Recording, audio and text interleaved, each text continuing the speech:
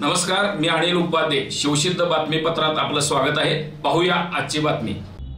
करवीर तालुक्यातील सांगवडे इथल्या जागृत देवस्थान म्हणून प्रसिद्ध असलेल्या श्री लक्ष्मी नरसिंह मंदिरात घटस्थापनेपासून सुरुवात झालेल्या नवरात्र उत्सवात लाखो भाविकांनी श्रींचे दर्शन घेण्यासाठी गर्दी केली होती. नवरात्र काळात मंदिर व परिसरात आकर्षक विद्युत रोषणाई करण्यात आली होती. तसेच श्री नरसिंह देव देवस्थान ट्रस्टच्या वतीने भाविकांना सोयी सुविधा पुरवण्यात आल्या होत्या.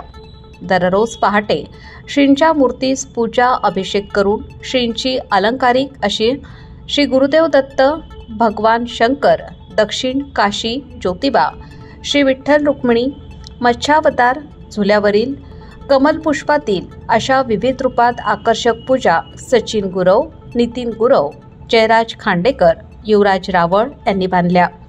दररोज सकाळी श्रींची आरती व मानकरी गावातील मारुती व गणेश मंदिरात जात, तसेच पंचमीच्या दिवशी नरसिंहाची बहीण व सांगवडेवाडीचे ग्रामदैवत असलेल्या जकुबाई देवीच्या मंदिरात जाण्याची प्रथा परंपरेनुसार आजही कायम आहे.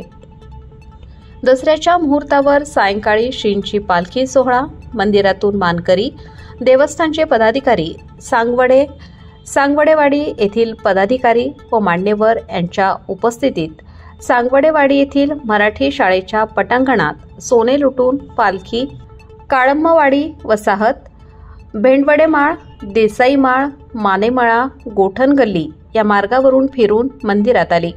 यावेळी पालखी मार्गावर आकर्षक रांगोळ्या रेखाटण्यात आल्या होत्या. दर्शनासाठी ग्रामस्थांनी मोठी गर्दी केली होती.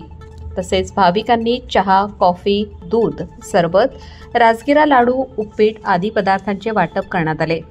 तसेच फटाक्यांची आतिषबाजी करण्यात आली.